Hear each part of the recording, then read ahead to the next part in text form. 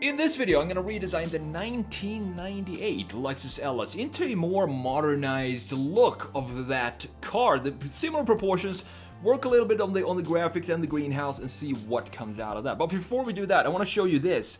This is the entire lineup or generations of the iconic, I would say, Lexus LS starting in 1990. So I just want to quickly show you the design changes because something very interesting happened here in 2007. And while I'm doing the redesign later on, I'm going to talk about how the Lexus LS actually came to be. It's a very fascinating story, so make sure you stick around for that. So the first generation LS up here, you can see that this is clearly inspired by Mercedes when you look at the graphics, but also the proportions.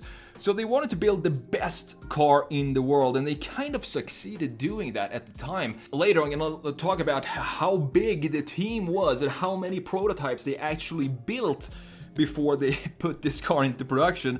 You can see that it has kind of 80s styling with the integration or the connection between the headlights and the grille here, for example, is like straight into the grille. The headlights, it doesn't have any body work in between there. But then they did a facelift in 1998, and this is the one I'm gonna redesign today. And you can see that the changes here going from the 1980s design into a more fluid, more organic looking front end with the body panel here now in between the grille and the headlight. I think just that little change makes a big difference when it comes to how modern this 1998 Lexus looks like. In the rear end, they didn't really change a lot. I don't see a lot of changes from the previous generation, the first generation, or the pre-facelift 1991 to the 1998, but it still looks like a very solid unit of a car with still very much Mercedes graphics. In 2001, they switched it up pretty big and decided to create a brand new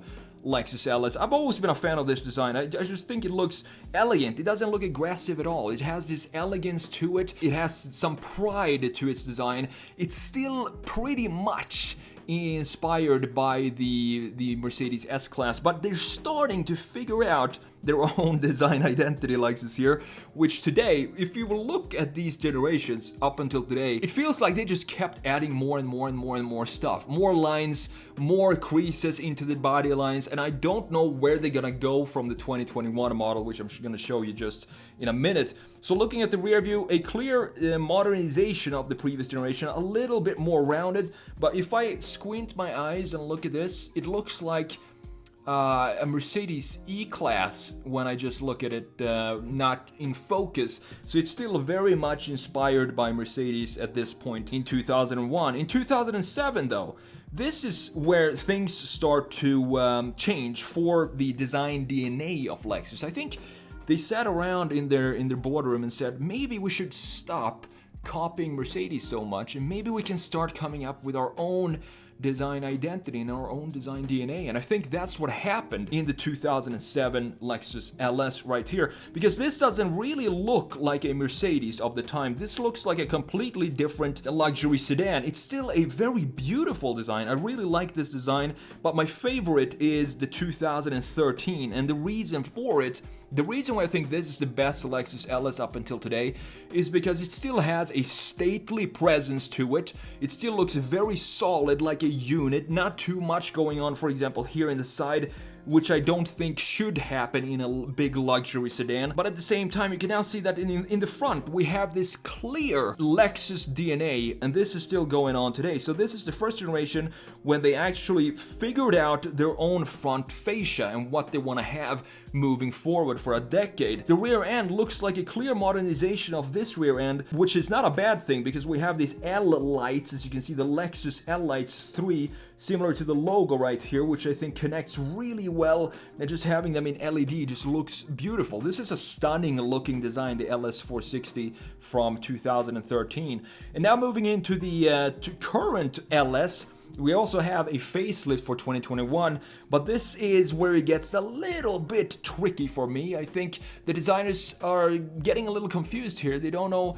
where to go with this new design language, and they're trying to apply the design language of the smaller siblings, the IS, the GS, onto the big brother LS. And I think that's a mistake, because what it does, it reduces this unit look of this sedan, and it makes it, in my opinion, just look weaker. This doesn't look as solid as the 2013, not in the specifically not in the front, but also all these creases in the side just reduces the design of the big saloon, the luxury big brother that we have in the LS.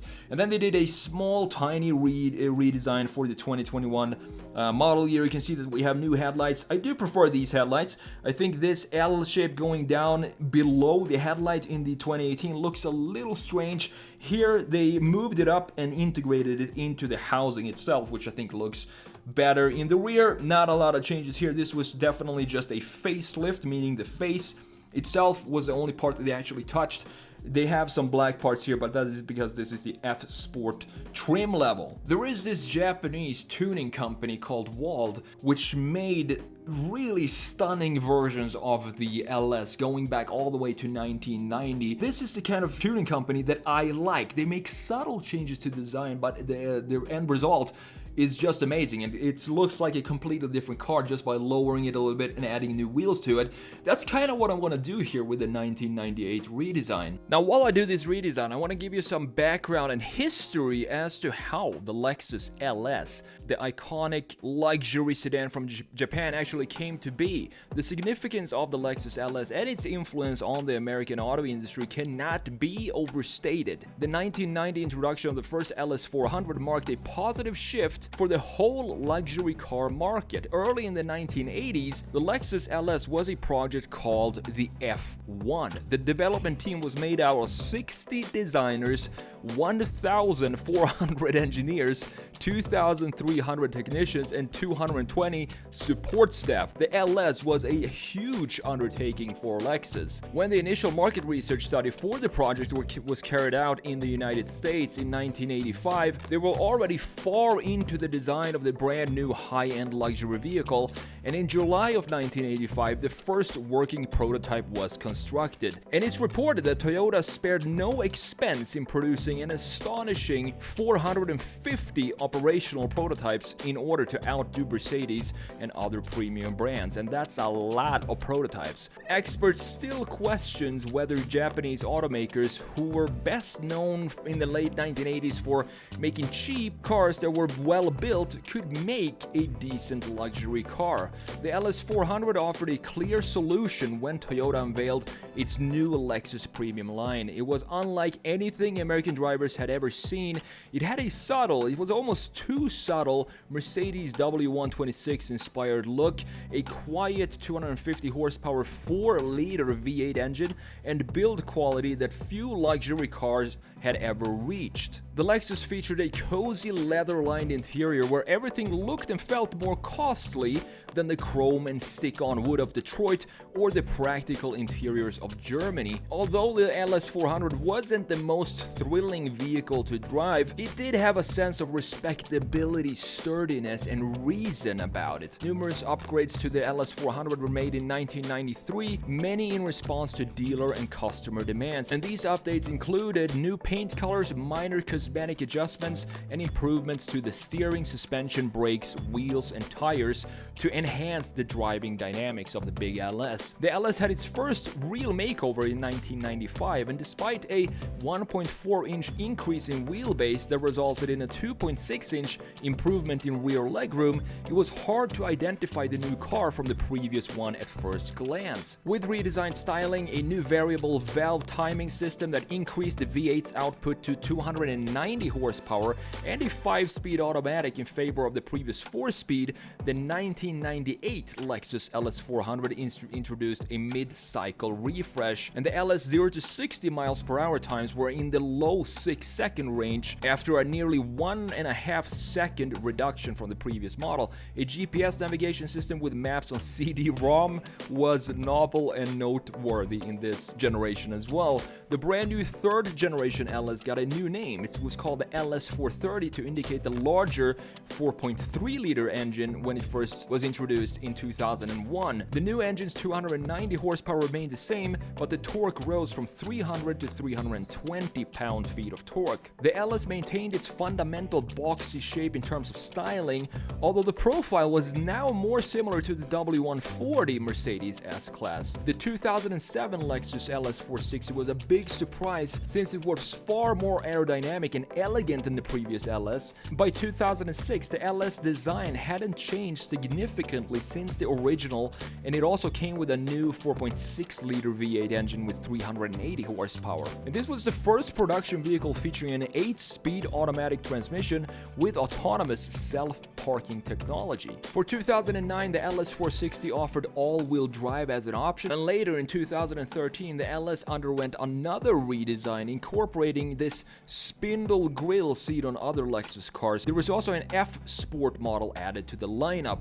The 5th generation LS made its debut in 2018. The vehicle was renamed to LS500 and now had a twin-turbo 3.4-liter V6 engine with 415 horsepower in place of the 5-liter V8 used in the LC500.